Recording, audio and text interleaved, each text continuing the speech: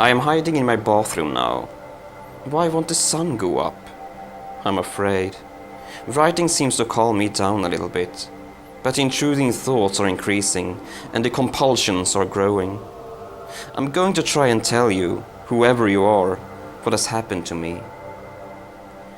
My childhood wasn't happy, and I could mention many things as an example of it.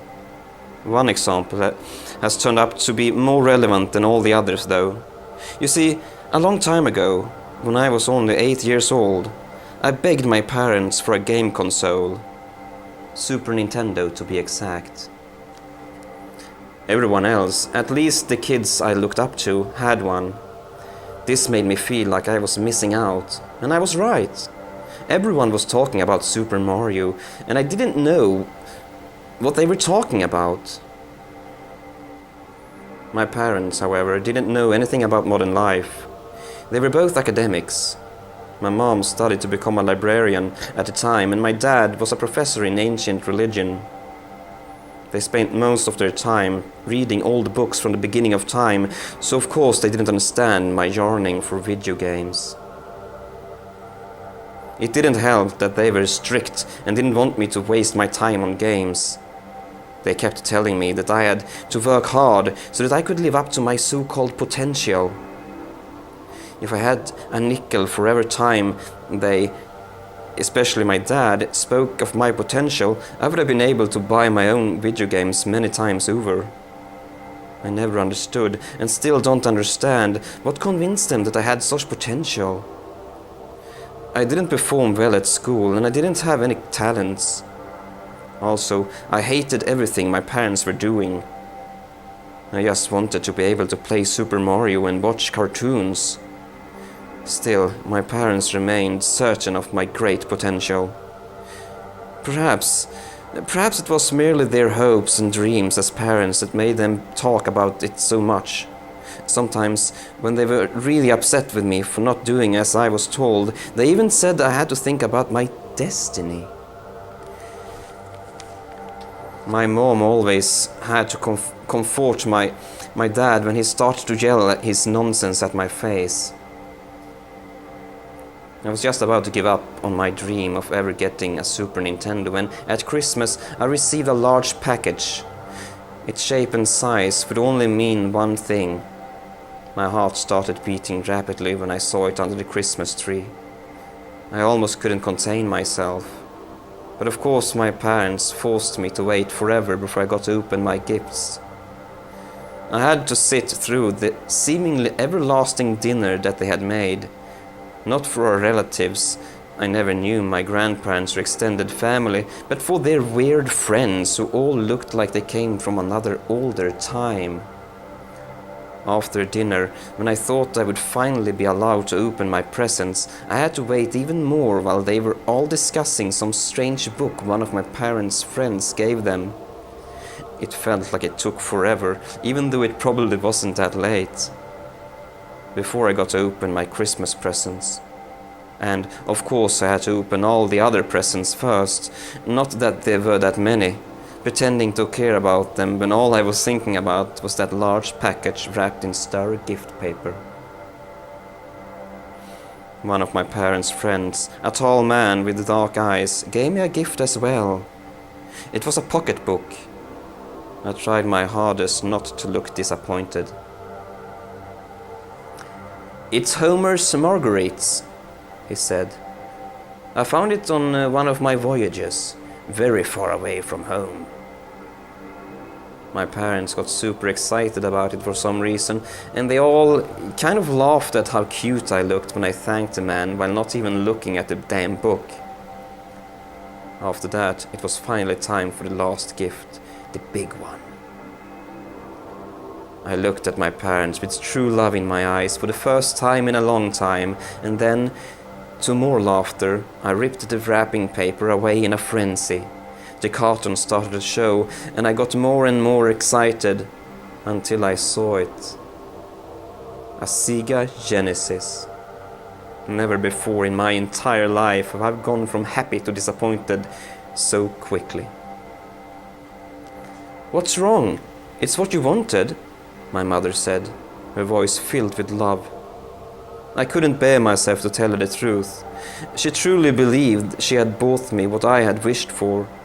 I pretended the tears that came running down my cheeks was tears of happiness, and then I hugged her, saying thank you many times over, although I hadn't gotten what I wanted.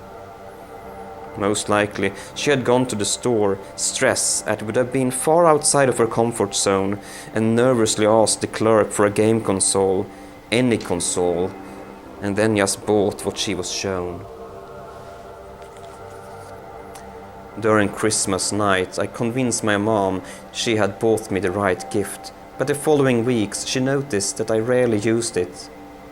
I played Sonic the Hedgehog a couple of times, but I was too disappointed, and proud I guess, to let myself enjoy it.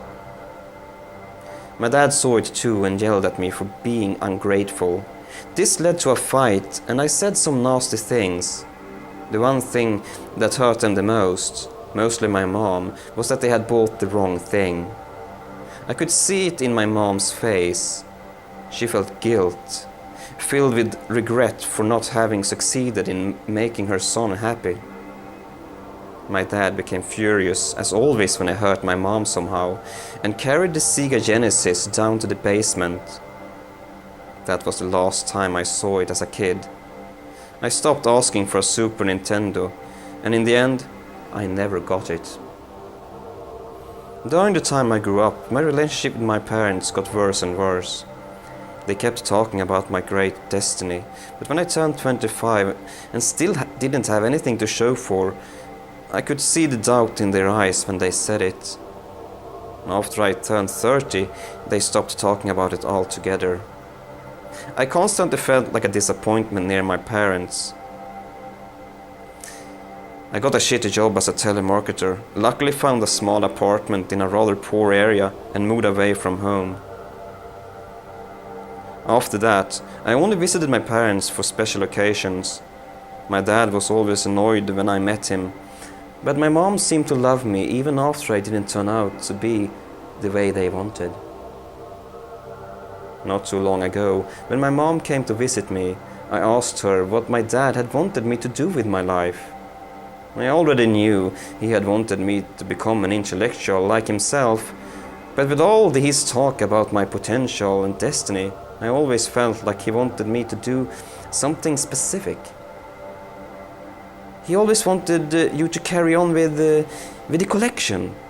He wanted you to be worthy of the task, my mother said. Do you mean his books? You should talk with your father about it. I don't think he wants me to go behind his back about it. Just talk to him and he will explain. Perhaps it isn't too late. I could see a ray of hope in my mom's eyes, although it was hidden under a layer of sadness. I tried to get her to say more, but she just avoided my questions. Weeks, even months, passed as I considered asking my dad about it. I had recently started to feel bad for wasting so much time of my life, and I finally wanted to do something meaningful with it. And that's why I had asked my mom about my so-called destiny, and why I decided to ask my dad about it as well in the end. However, I never got the chance to do that. 1 month ago from today, I received the terrible news that both my parents had been killed in their own home. To everyone's puzzlement, their bodies couldn't be found anywhere. I asked how they knew they had been killed, although when I got the answer I wished I'd never asked. Apparently someone had violently ripped. It makes me want to throw up just typing this out. God, their faces had been torn off and nailed to one of the walls, both with unnaturally huge grins on them. Clearly, they had been murdered by someone extremely brutal. However, there was no signs of a break-in. Whoever committed the crime had been let in by my parents, which made the police speculate that it might have been someone they knew. The police asked me if they had any enemies, but I didn't know. I told them they lived secluded lives and that it was unlikely for them to have any enemies. Next, the police asked me if I knew who their friends were. I told them about the people they had invited for some of the holidays when I grew up, but I couldn't tell them anything more than some of their first names. I always thought they had been my parents' co-workers, but apparently the police had questioned their colleagues, and none of them seemed to have known my parents outside of work. This baffled me as well as the police, since no one seemed to know who my parents' friends had been. I was brought down to the station a few days later to look at one of my parents' address books. Apparently, no one could figure out its content. There weren't any phone numbers or addresses in it, just columns with seemingly random numbers and letters. My best guess, which I told the police, was that it had to do with my parents' work. The police tried to encourage me that they were going to solve the case, but I could tell by the way they were looking at me that they didn't even know where to begin. In the end, I turned out to be the one who found the first real clue. This was, honestly, I don't know how long ago it was now. How long have I been sitting in my bathroom? I'm afraid I won't be alive long enough to find any more clues. After the police were done investigating the crime scene, they let me enter my parents' house to manage their belongings. It was with a heavy heart I entered it. I wasn't exactly ready, but I also felt I wanted it over with. The police had cleaned up the place, but to my horror, I could still see a hint of blood on the wall where I had been told that my parents' faces had hung. I cringed and quickly looked away. Still, the picture of the vague bloodstains resembling twisted Roman masks got stuck in my mind. I considered leaving, but my sorrow made me stay where I could still sense their familiar scent. I had no clue what to do with their stuff. Some of the furniture probably had some value, but it would feel weird to sell it. I didn't need any of them either. Even if I did, I probably wouldn't have kept it given the traumatic end my parents met. I didn't want to be reminded every time I used one of their furniture. I considered having it all thrown away, not in disrespect, but to make it easier for me to put all of this behind me. Suddenly, I remembered the basement. My parents had kept most of their books there. They called it their library. I never cared for their books, but I wasn't going to throw them away. Even I wasn't that stupid.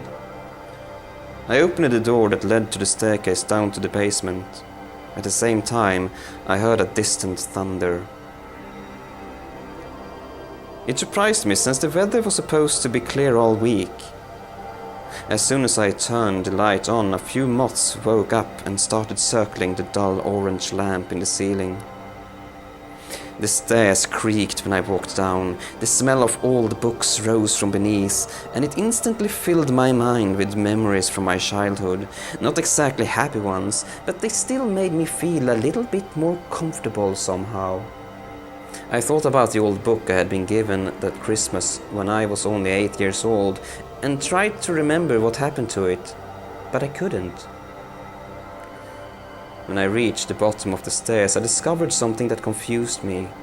The shelves, and there were many of them, that had been filled with books now lay completely empty. My first thought was that the police had brought them to the station as evidence, but then why didn't they tell me about it? The second thought that entered my mind was that the perpetrator or perpetrators had stolen the books. As I walked further into the basement, I noticed that a few items had been left behind. For example, there was an antique Chinese vase standing in a corner. Since it was valuable, I assumed there hadn't been a robbery. After all, who would leave something expensive behind and just steal some old books? And then I saw it, in one of the bottom shelves, my old Genesis. It was covered in dust. Clearly, no one had touched it since my dad put it there during our fight. It all felt so long ago now, and yet at the same time as recent as the day before. Although I regret it now more than anything, I decided to bring it home with me that night. I felt like it held a piece of my mom's love, somehow. The love that had made her leave her safe space among the books and venture out into the modern world just to buy the game for me. I felt guilty for my childish inability to enjoy her gift, so I thought I ought to play it now when I was mature enough to appreciate what she had done for the child she so clearly loved, albeit in her own way. The game wouldn't have worked on my own TV, so I had to take my parents' old TV with me as well. I put it all in my car and drove home. I lived pretty far away, so it was around midnight when I came home. The storm I had heard earlier grew stronger in the horizon on my drive home, and when I got inside my apartment, it had engulfed the entire city. As I connected the old TV to the wall, lightning illuminated the apartment in the same instant as the thunder roared above. I didn't even flinch. I was too focused on what I was doing. I turned on the TV to see if it worked. The first thing that came on was our local news channel, which must have been the last channel my parents watched before. I quickly put that thought out of my mind. On the news, they were reporting on the weather. And it's important that everyone stays inside. The local police and firefighters will be helping people unable to get home from their jobs or... A moment of silence while the news anchor seemed to get new information in her earpiece. It appears that there has been a development. The police are saying that they have finally localized the source of the loud noise that has been repeating for several hours downtown. It's apparently coming from... I changed to channel 4. It was time for me to play Sonic the Hedgehog for the first time since I was a kid. I didn't see anything wrong with the game while the Sega logo played, but an unsettling feeling suddenly came over me. And then, when the title screen appeared, I noticed what I assumed must have been a bug in the game. Sonic was gone. I knew he was supposed to appear in the winged ring, but it remained completely empty. Nothing more than a pitch black hole. Also, all I could hear from the TV was a deafening, glitchy screech. I assumed something must have gone wrong, so I reached down, turned off the game, and blew on the back of the cassette.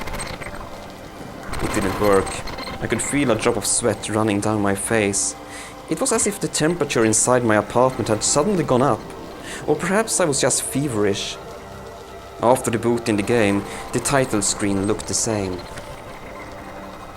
I pressed start, thinking the game might turn to normal as soon as I began playing it. I was wrong. The music to the first level, Green Hill Zone, started playing, although it didn't sound right. Not at all as I remembered it. The melody was distorted somehow, like it was out of tune. It almost hurt to listen to, and it instantly made my unsettling feeling worse.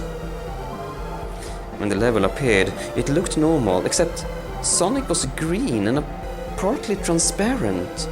Confused, I leaned in closer to the TV to get a better look, when suddenly, as the thunder rumbled outside, Sonic's death animation played 10 times in a row in quick succession. I jolted back in surprise. My unsettling feeling had turned into a deep fear I couldn't really explain. But that wasn't all. I know it sounds strange, but I sensed something coming from the game. It was a collection of feelings, of regret and anger, but most importantly, a feeling of inescapable dread. This didn't feel just like a bug anymore, although I didn't dare considering what else it could possibly be. Instead, I tried to convince myself that I was going mad. I shook my head vigorously to get the dark feelings out of me, but it didn't have any effect. It made me feel sick to my stomach to see the game like this. Just seeing the green color of Sonic made me want to puke my guts out. And that music, that fucking music. And yet, something compelled me to play the game. as if a part of me thought that I deserved this appalling experience. Sonic hadn't lost any lives, even though he had just died 10 times over. With sweaty hands, I used the controller to move around in the game, and for each centimeter I moved, the sense of dread seemed to increase. The sound Sonic made when he jumped felt like a knife cutting into my heart. And the enemies, it was as if each and every one of them represented some long-forgotten sin I had committed in the past. Yes, that's it, the game was judging me. I came to think about my parents, my disappointed dad and my sorrowful mom, and the thought of them somehow aligned with the feelings I sensed coming from the game. One of those feelings was shame. The more I played the game, the more I came to hate myself for something I couldn't put into words. I paused the game and got up from my chair to try and clear my head. The room felt colder than usual now, as opposed to way too hot as it was just moments ago. The rain drummed against the windows. I looked outside. My view faced the center of the city. It felt somewhat comfortable to see the golden electric light stretch out in front of me all the way to the horizon. A couple of helicopters were hovering over the city, and I could hear sirens in the distance. Then, in an instant, everything went dark to the sound of a lightning strike somewhere nearby. The light in my ceiling also went out, but I wasn't left in darkness. I turned around, and to my utter horror, I saw that although the electricity was out in the entire city, my TV was still on. Hesitantly, I returned to the chair and sat down. I pressed start anxiously. In the darkness, all I could see was the game. Everything else, the city, the apartment, disappeared in the blackness around me. I played for a long time, but it didn't seem to matter for how long I did it. I could never seem to reach the end of the level. And the longer I played, the more frantic and obsessed I became with trying. I couldn't stop. The level just went on and on and on. The hills, the loops, the platforms. It never ended. After an unknown amount of hours, shouldn't the sun have gone up by now? I felt something sticky on my fingers. Looking down, I saw that it was blood. I could even smell it. And honestly, I couldn't tell if it was my own or if it had somehow come from within the controller. Flashes of my mother's face, twisted in agony, entered my mind. I quickly stood up and screamed as loud as I could in both frustration and panic. I wanted to throw the game out the window, out into that compact darkness outside, but I couldn't. Something, or was it someone, prohibited me from doing it. Instead, I ran into the bathroom. That's where I am hiding right now, writing this on my phone. I can still hear the horrible music from the game in my living room. I'm getting more disgusting flashes in my mind, pictures of my parents getting their faces cut off while they are still alive. And it's me cutting them off. I somehow know now that it might as well have been me doing it myself. It's my fault, oh God, it's my fault, it's my fault, it's my fucking fault. I know there is only one way to make it stop. Either I continue to play the game or I jump out of the window, joining the everlasting darkness outside. Either way, I don't think I'm going to survive this seemingly never-ending night. The battery on my phone is about to die, and soon I am as well. I'm thinking of my parents. I should have listened to them. Then nothing of this would have happened. I understand that now. I'm sorry. Oh my God, I'm sorry.